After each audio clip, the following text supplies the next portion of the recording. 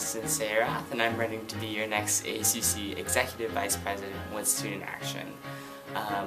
I've got to serve the Cal community in a variety of capacities. I'm currently an ASUC Senator. I've also served as the Assistant Vice President of Programming for IFC, Vice President of Alpha Tau Omega Fraternity, a CalSO counselor, and of course, Managing Editor of Caliber magazine. People should vote for me because all my goals have to do with making sure that we have a quality student life on our campus. So making sure that students focus on the things that they love to do in their student groups.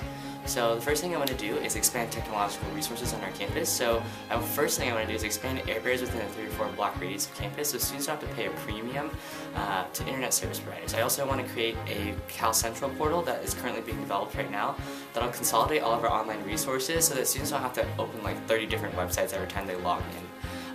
I also want to give student groups the resources that they need.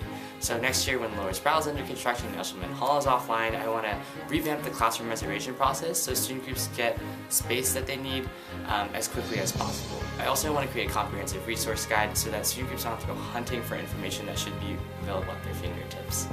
And the last thing I want to do is leverage commercial services in student life. So I want to take our buying power as a student government and as a representative of different student groups and get discounts at different student businesses off campus and also work with our on-campus vendors so that student groups get the best of both worlds. Cool. My first random question for you is, what celebrity annoys you the most and why? Have you guys ever seen Jersey Shore? I think the most annoying person to me is the Situation. He's okay. He's like really funny on the show. Like that's all cool. But I was watching some television shows the other day, and he's like featured on different interview shows that like usually feature like actually prominent figures in our society. And I find it interesting that he gets to be on these different shows. What's one thing you own that you wish you didn't? So this is kind of embarrassing. I have this really large Beanie Baby collection. So when I was a kid, I used to stay home with my grandparents a lot because my mom used to travel a lot for work.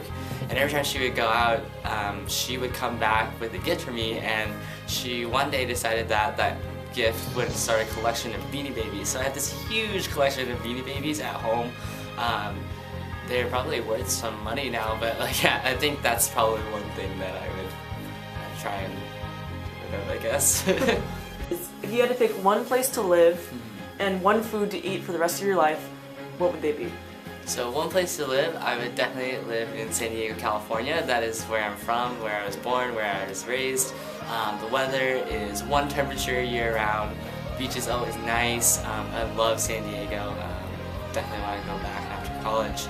And then one thing to eat, there's this amazing sandwich place in San Diego called Born and Brew Sandwiches, and they have this really good sweet and sour sauce, and everybody in San Diego knows about it and they love it, and that's probably the one food that I would eat for the rest of my life.